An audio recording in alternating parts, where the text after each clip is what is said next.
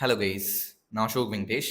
நம்ம நாட்டில் fuel crisis, petrol தட்டுப்பாடு வந்துருச்சு அப்படின்னு சொல்லிட்டு நிறைய நியூஸ் மீடியாவில் சொல்லிட்டு இருக்காங்க. அது எந்த அளவுக்கு உண்மை அப்படிங்கிறத ஒவ்வொரு நாளும் நாமளே உணர்ந்துட்டு இருக்கோம். ஃபார் எக்ஸாம்பிளுக்கு சொல்லணும்னா, நேற்று மோடிஜி சொல்றாரு, தங்கம் வாங்காதீங்க, நாம நம்ம நாட்டில இருந்து எக்ஸ்போர்ட் பண்ற விஷயங்களை மட்டும்தான் என்கரேஜ் பண்ணணும், இம்போர்ட் பண்ற விஷயங்களை டிஸ்கரேஜ் தான் பண்ணணும். நாம இதுக்கப்புறம் கொஞ்ச நாளைக்கு எந்த ஒரு விஷயத்தையுமே இம்போர்ட் பண்ண வேணாம். ஏன்னா நம்ம கையில இருந்து ஃபாரெக்ஸ் ரிசர்வ் குறையும், நம்ம கையில இருந்து அந்நிய செலவணி கையிருப்பு வெளியில போகும். நாம அந்நிய செலவணி கையிருப்பை பாதுகாத்து வைக்கிறதுக்கு நம்ம என்ன செய்யணும் அப்படின்னா, எக்ஸ்போர்ட் மட்டும்தான் பண்ணுமே தவிர இம்போர்ட் பண்றதை குறைச்சிக்கணும். அதனால தங்கம் நம்ம வெளிநாட்டுல இருந்து வாங்குறதுனால தங்கம் வாங்குறத மக்கள் குறைச்சிக்கோங்க அப்படின்னு சொல்லிட்டு சொல்லியிருக்காரு. அதோட சேர்த்து அவரு தன்னுடைய கான்வாயை கட் பண்ணியிருக்காரு கைஸ். இதுதான் எனக்கு ரொம்ப ரொம்ப மைண்ட் டிஸ்டர்பன்ஸான ஒரு விஷயம். தன்னுடைய கான்வாயை குறைச்சிருக்காரு. இது எவ்வளோ பெரிய ஒரு விஷயம் அப்படிங்கிறது நம்மளால வார்த்தையால சொல்ல முடியாது. நம்ம கடந்த கால வரலாறை புரட்டி பார்த்தோம்னா கொஞ்சம் தெரியும். பிரைம் மினிஸ்டருடைய செக்யூரிட்டி அப்படிங்கிறது ரொம்ப ரொம்ப முக்கியமான ஒரு விஷயம் கைஸ். எல்லா பிரைம் மினிஸ்டருக்கும், இந்த உலகத்தில் உள்ள எல்லா பிரைம் மினிஸ்டர் அண்ட் பிரசிடென்ட்ஸ்க்கும் கான்வாய் அப்படிங்கிறது ரொம்ப ரொம்ப முக்கியம். அமெரிக்க அதிபராக இருக்கலாம், ரஷ்ய அதிபராக இருக்கலாம், இங்கிலாந்து பிரைம் மினிஸ்டராக இருக்கலாம், எல்லாத்துக்குமே கான்வாய் அப்படிங்கிறது ரொம்ப ரொம்ப முக்கியமான ஒரு விஷயம். செக்யூரிட்டி அப்படிங்கிறது ரொம்ப ரொம்ப முக்கியமான ஒரு விஷயம். அந்த செக்யூரிட்டியை நேத்து கட் பண்ணியிருக்காரு. அதாவது எனக்கு கான்வாய் வேண்டாம். கிட்டத்தட்ட பிரைம் மினிஸ்டர் போறாருன்னு வச்சுக்கோங்களேன், முன்னாடி ஒரு 5 கார் போவும், பின்னாடி ஒரு 5 கார் போவும். மொத்தமே ஒரு 10, 15 கார் பிரைம் மினிஸ்டர் கூடவே போவும். நேத்து அது எல்லாத்தையும் கட் பண்ணிட்டு, முன்னாடி ஒரு கார், பின்னாடி ஒரு கார், நடுவுல ஒரு கார். இந்த மாரி அவர் போயிட்டு இருக்காரு. இந்த வீடியோ காட்சிகள்லாம் நம்மளால YouTubeல பார்க்க முடியுது. ஸோ தன்னுடைய கான்வாய குறைச்சிருக்காரு. அது காரணம் என்னன்னா, நம்ம நாட்டில் இருக்கக்கூடிய ஃபியூல் கிரைசிஸ், பெட்ரோல் நெருக்கடி. குஜராத் சிஎம் தன்னுடைய கான்வாய பாதிக்கு பாதியா கட் பண்ணிட்டாரு. மகாராஷ்டிரா சிஎம் நேத்து பார்த்தீங்கன்னா பைக்ல போயிட்டு இருக்காரு. பீகாருடைய சிஎம் நடந்து போயிட்டு இருக்காரு. எதுக்காக அப்படின்னா, பெட்ரோலை சிக்கனப்படுத்தணும் அப்படிங்கிறதுக்காக நடந்து போயிட்டு இருக்காரு. ஸோ இதெல்லாம் நம்ம பார்க்குற பட்சத்தில் நமக்கு யோசிக்க தோணும். என்ன ஒரு 50 வண்டிகளுடைய பெட்ரோலை குறைக்கிறது மூலம் நம்மளுடைய நாட்டில் இருக்கக்கூடிய பெட்ரோலை எந்த அளவுக்கு நம்மளால சிக்கனப்படுத்திட முடியும், அந்த அளவுக்கு நம்மளால சிக்கனப்படுத்திட முடியுமா என்ன அப்படிங்கிற ஒரு கேள்வி நமக்குள்ள எழுவோம். நீங்க நல்லா ஆழமா சிந்திச்சு பார்த்தீங்கன்னா, ஒரு பிரைம் மினிஸ்டர் ஃபாலோ பண்றாருன்னு வச்சுக்கோங்களேன், அவரை பார்த்து நிறைய சிஎம் ஃபாலோ பண்றாங்க. அந்த சிஎம் பார்த்து அப்புறம் பிஎம் பார்த்து நிறைய ஐஏஎஸ் ஐபிஎஸ் ஆஃபீஸர்ஸ் ஃபாலோ பண்ணுவாங்க. அவங்களுக்கு ஒரு உண்டான கான்வாய்ஸை குறைச்சிப்பாங்க. கேபினெட்ல இருக்கக்கூடிய மினிஸ்டர்ஸ், ஸ்டேட்ல இருக்கக்கூடிய கேபினெட்ல இருக்கக்கூடிய மினிஸ்டர்ஸ், சென்ட்ரல் கேபினெட் மினிஸ்டர்ஸ், இவங்கெல்லாம் அவங்களுடைய கான்வாய்ஸை குறைச்சிப்பாங்க. இப்படி எல்லாரும் குறைக்கிறத பார்த்துட்டு பொதுமக்கள் என்ன பண்ணுவாங்க, அவங்களும் இவி யூஸ் பண்ணுவாங்க, மெட்ரோ யூஸ் பண்ணுவாங்க, எலக்ட்ரிக் ட்ரெயின் யூஸ் பண்ணுவாங்க, சைக்கிள் யூஸ் பண்ணுவாங்க. இந்த மாதிரி மக்கள் எல்லாருமே தங்களுடைய டிரான்ஸ்போர்ட்டை சேஞ்ச் பண்ணுவாங்க. கரெக்ட்டுங்களா? ஸோ இதன் மூலம் நம்ம நாட்டில் பெட்ரோலுக்கு உண்டான தேவை குறையும் கைஸ். ரொம்பவும் குறைஞ்சிடாது, ஓரளவுக்கு கொஞ்சம் குறையும். அதுக்காக தான் சிஎம் பிஎம் இதெல்லாம் பண்ணிட்டு இருக்காங்க. ஒரு பிரைம் மினிஸ்டருக்கு கான்வாய் எந்த அளவுக்கு அவசியம், செக்யூரிட்டி எந்த அளவுக்கு அவசியம் அப்படிங்கிறத நம்ம கடந்த கால வரலாறை கொஞ்சம் சிந்திச்சு பார்த்தோம்னா நமக்கே தெரியும். நாம இந்திரா காந்தி மேடம் எடுத்துக்கலாம், ராஜீவ் காந்தி சார் எடுத்துக்கலாம். இவங்கெல்லாம் எப்படி இறந்து போனாங்க அப்படின்னா, செக்யூரிட்டி ப்ராப்ளம்னால தான் இறந்து போனாங்க. இதே ப்ராப்ளம் நம்மளுடைய பிரைம் மினிஸ்டருக்கு வந்துடுறதுக்கும் வாய்ப்பு இருக்கு. கரெக்ட்டுங்களா? பட் இதெல்லாம் கடந்து எனக்கு செக்யூரிட்டி வேண்டாம், எனக்கு கான்வாய் வேண்டாம் அப்படின்னு சொல்லிட்டு தன்னுடைய கான்வாய்ஸை குறைச்சிக்கிட்டு இருக்கிற செக்யூரிட்டிஸ் போதும்னு சொல்லிட்டு ஒரு பிரைம் மினிஸ்டர் போறாரு அப்படின்னா, அது அவ்வளோ சாதாரணமான விஷயம் கிடையாது கைஸ். ரொம்ப ரொம்ப பெரிய விஷயம். தங்களுடைய வாழ்க்கையை அர்ப்பணிச்சு போற மாதிரி அர்த்தம்.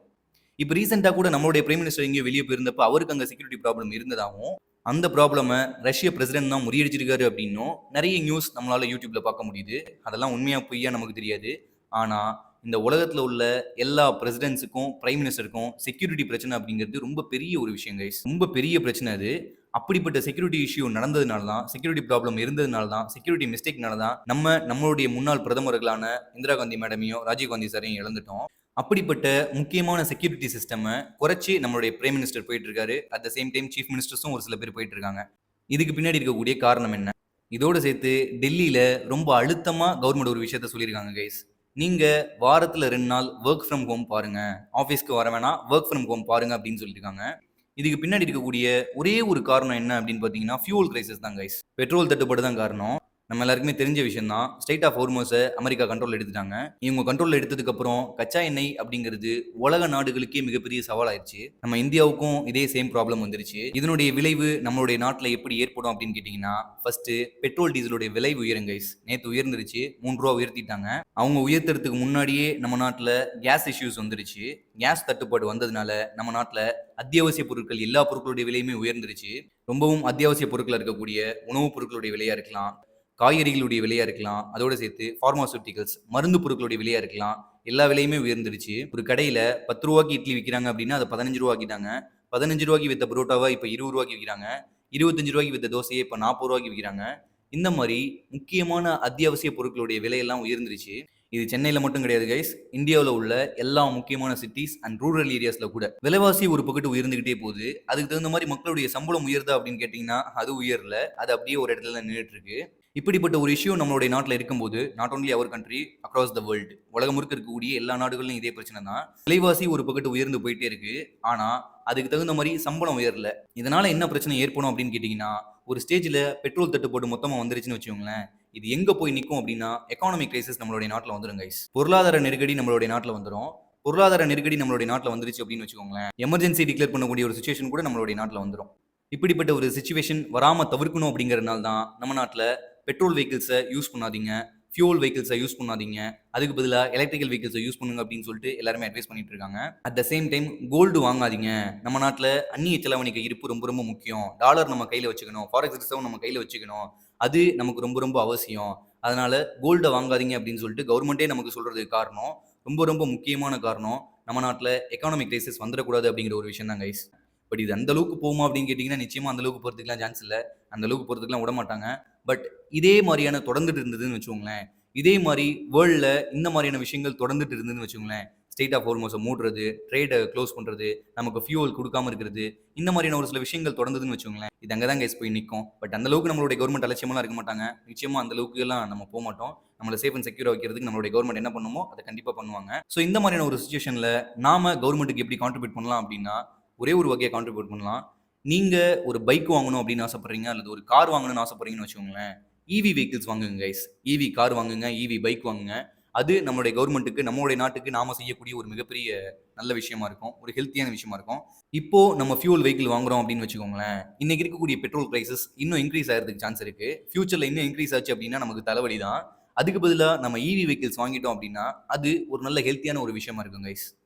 நம்ம நாட்டுக்கும் கான்ட்ரிபியூட் பண்ண மாதிரி இருக்கும், அந்நிய செலாவணிக ஈர்ப்பை ரொம்ப மிச்சப்படுத்தி வச்ச மாதிரி இருக்கும்.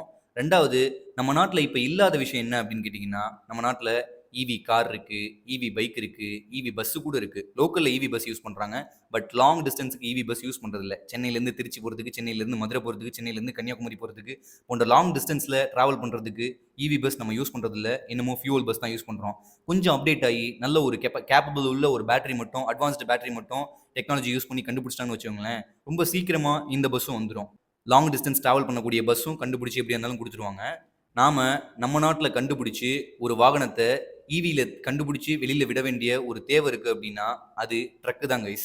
ஈவி ட்ரக்கு நமக்கு ரொம்ப ரொம்ப அவசியம்.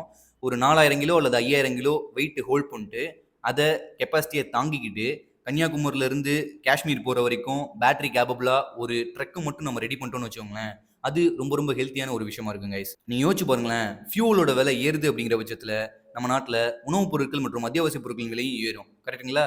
இப்போ ஃபியூல் ட்ரக் இருக்கிறனால தான் இந்த ப்ராப்ளம். இப்போ நம்ம நாட்டில் ஒரு சென்னை எடுத்துப்போமே, எங்கிருந்து காய்கறி வருது, எங்கிருந்து உணவுப் பொருட்கள் வருது, அரிசி கோதுமை இதெல்லாம் எங்கிருந்து வருது அப்படின்னு கேட்டிங்கன்னா, ஒன்று வட மாநிலங்கள்லேருந்து வரும் அல்லது தென் மாவட்டங்கள்லேருந்து வரும். கரெக்டுங்களா? ஃபியூல் விலை ஏறிச்சு அப்படின்னா அத்தியாவசிய பொருட்களுடைய விலையும் ஏறிடுது. அத்தியாவசிய பொருட்களுடைய விலை ஏறிச்சு அப்படின்னா அதுக்கு தகுந்த மாதிரி நம்மளுடைய சம்பளம் உயர மாட்டேங்குது. அப்போ நமக்கு தட்டுப்பாடு வருது.